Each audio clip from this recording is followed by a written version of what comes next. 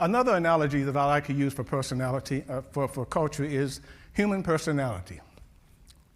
Same way personality is to an individual, culture is to a group that we call the corporation.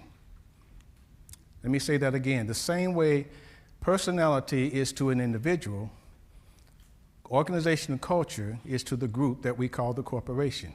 What it describes is not what we do. It describes why we do what we do. Now, I want to make this point because there's a lot of language out there in the culture field about we need to create a culture of and a culture of this, and we need to change culture. Now, if you saw me knowing what my personality is, if you saw me engaging some bad behavior, would your first reaction be, Jim, we need to change your personality? Something's obviously going wrong. No, my personality is what it is. And one of the things that I say about culture is not a good thing. It is not a bad thing.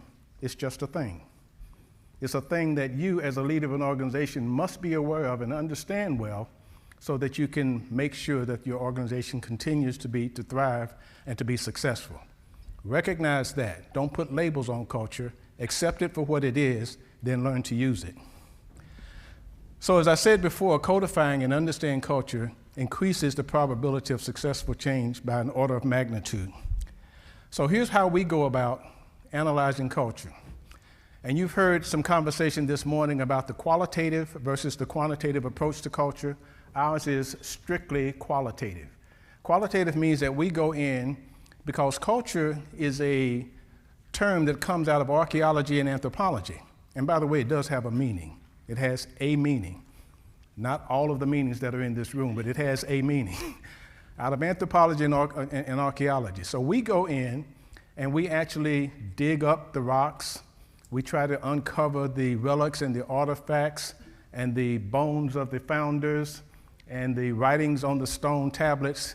We go in and dig through the organization to try to figure out who they are. Even to some extent, they don't even recognize it. Now, by the way, when we give them the findings, all we get from them is, oh yes, that's us. But until that point, they didn't have language for it.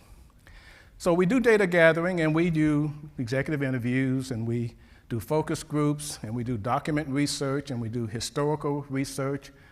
And we are looking for evidence that there is a theme or a pattern going on in this organization that we can identify. That's where we come into the data analysis, because we get reams and reams of data. If you can imagine, an organization has 25 senior managers. We got all of that data. We do several focus groups.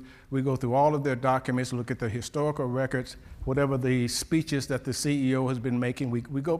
We have reams and reams of data, and even surveys. We don't normally include surveys, but if you've done a survey recently, we will look at that survey primarily for what we call the verbatims. If you can imagine a large-scale survey at a big company, we've got probably 12 to 15,000 verbatim statements from the employees that go into the data set. So we have to analyze all of that and come up with themes. So then we come up with a draft description. Based on what we've seen, this seems to be what's going on, but that's not enough. For us as the consultants to tell you what your culture is not the thing. You have to tell yourself. So we put together what we call a validation team, a culture team, made up of about a dozen members of the organization of various levels, and they come in and validate the data. We ask them questions like, have you ever seen this? And if one of them says, yes, I see that all the time, and the rest of them say, I haven't never seen that, that gets X'd out. Because we're looking for consensus here.